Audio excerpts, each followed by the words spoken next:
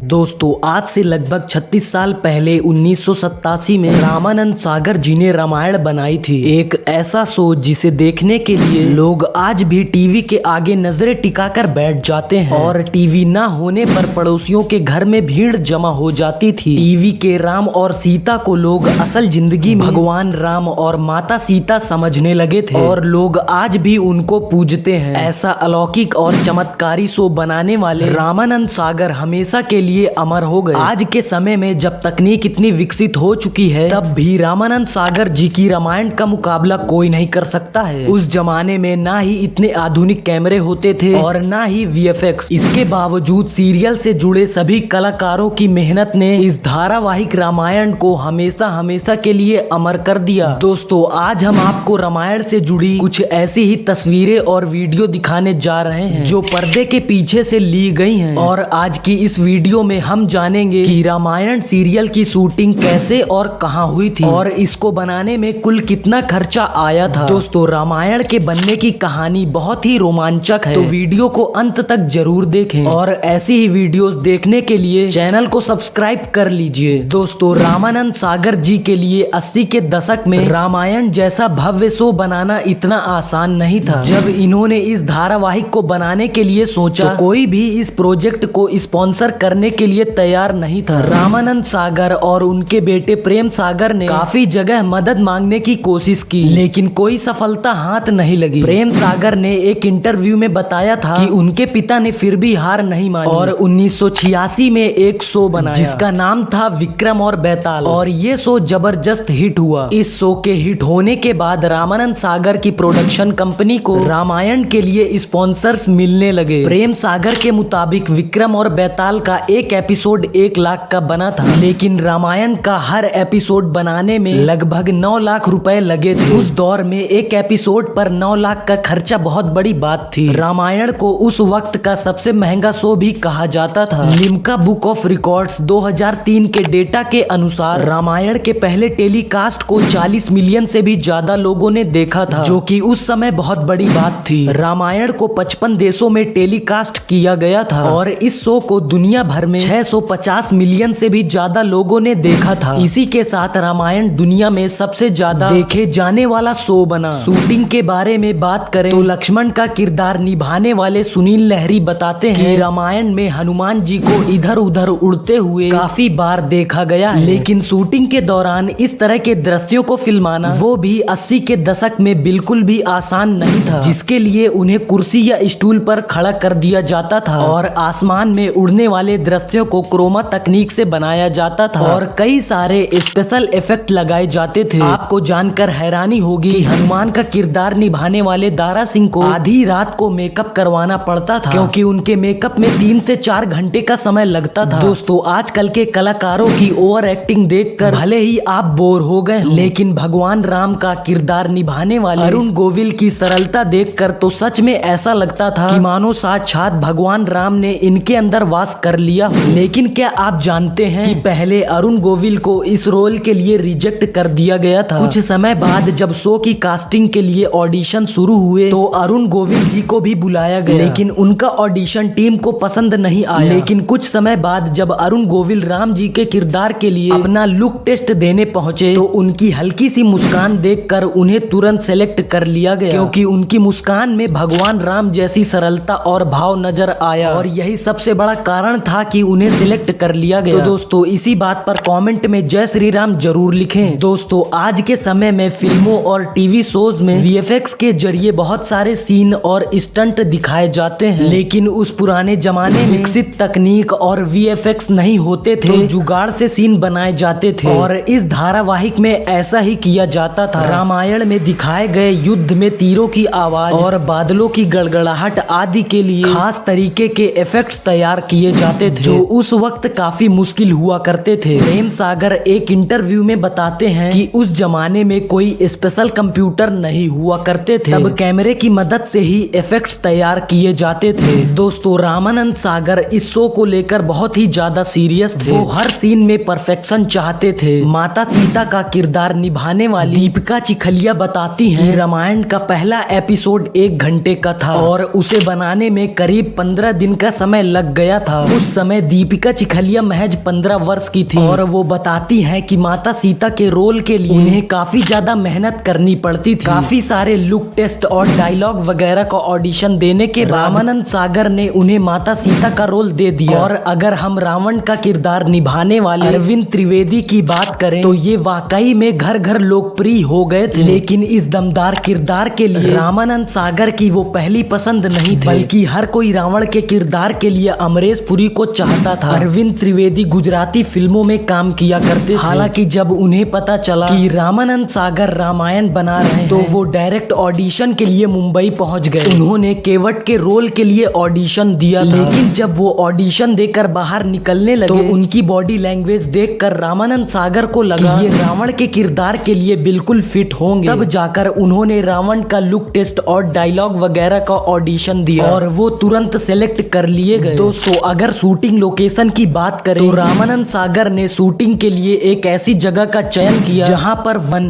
नदी, खाली मैदान, पहाड़ और समुद्र तट एक साथ हो, ताकि अलग अलग दृश्यों को फिल्माने में ज्यादा दूर न जाना पड़े। इस जगह की बहुत खोजबीन हुई और अंत में गुजरात के छोटे से शहर उमरगांव को रामायण की शूटिंग के लिए चुना गया और पूरे 550 दिनों तक सारे कलाकार और टीम मेंबर्स ने मिलकर इस जगह पर रामायण के 78 एपिसोड्स फिल्माए। उमरगांव माया नगरी मुंबई से 4 घंटे की दूरी पर स्थित है, इसीलिए ज्यादातर कलाकार शूटिंग के बाद यही रुक जाया करते थे। और इस दौरान सभी कलाकारों के बीच में बहुत ही ज्यादा मेल जोल बढ़ गया था और सभी लोग परिवार की तरह रहने लगे थे। तभी तो जब रामायण की शूटिंग का आखिरी दिन था तो हर किसी की आंखों में आंसू आ गए, मानो उनसे कोई अनमोल चीज छीनी जा रही हो। वैसे दोस्तों, आपका रामायण में पसंदीदा किरदार कौन सा है, हमें कमेंट करके जरूर बताएं। और जानकारी अच्छी लगी हो तो वीडियो को एक लाइक कर दीजिए। आज की इस वीडियो में बस इतना ही, मिलते हैं अगली वीडियो में।